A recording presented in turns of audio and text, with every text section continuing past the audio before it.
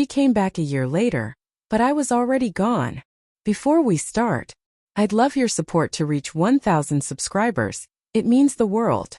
I watched her walk out that night. No shouting. No desperate questions. No last-second plea to stay. Just a silence so heavy it settled in my chest and lived there for months. Because deep down I already knew the truth. You can't hold on to someone who has already let go of you. She packed slowly, almost carefully, like she was waiting for me to stop her. But I didn't move. When she paused at the doorway just a second longer than necessary, it felt like she was offering me one final chance. Still, my feet stayed glued to the floor. People say love is worth fighting for. But sometimes real love is knowing when the fight is already over. And that night, she was gone long before she walked away. We had imagined a future together. A small house with a blue door. A dog tearing through the backyard. A trip to Italy we promised we'd take once money wasn't tight. 2 baby names scribbled on napkins we laughed about. She'd smile, grab my hand, tease me about how she'd decorate the nursery. It all felt real. Or at least I believed it was.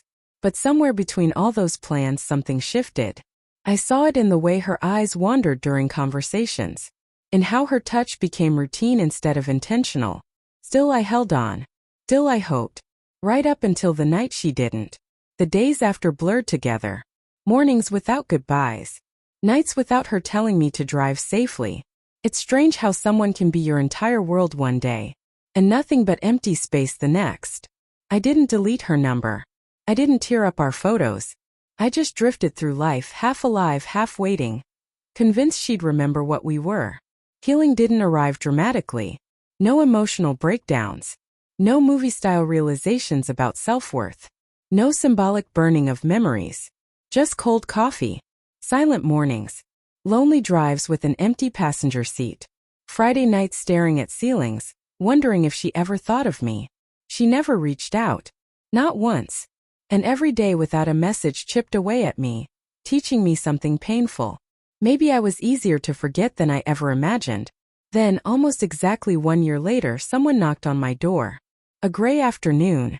The kind of sky that feels like a warning. I opened the door expecting a stranger. It was her.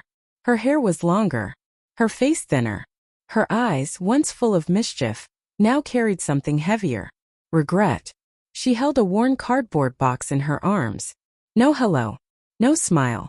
Just a look that said she wasn't sure she deserved to be there. Her hands trembled as she offered me the box. Inside were pieces of the future we once planned. The house brochure. Our creased Italy itinerary.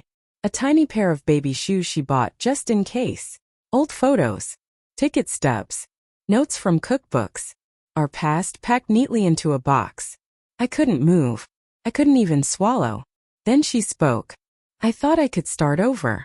I thought forgetting would be easy. But every place I went, it wasn't mine. It was ours. Her voice shook. I thought someone new would fix me. I thought pretending would help. But every reminder just showed me how real you were. There was a time I dreamed of hearing those words. A time I imagined her returning broken, realizing what she'd lost. But standing there I felt no victory. No anger. Just peace. Because the man she left wasn't the man standing in front of her.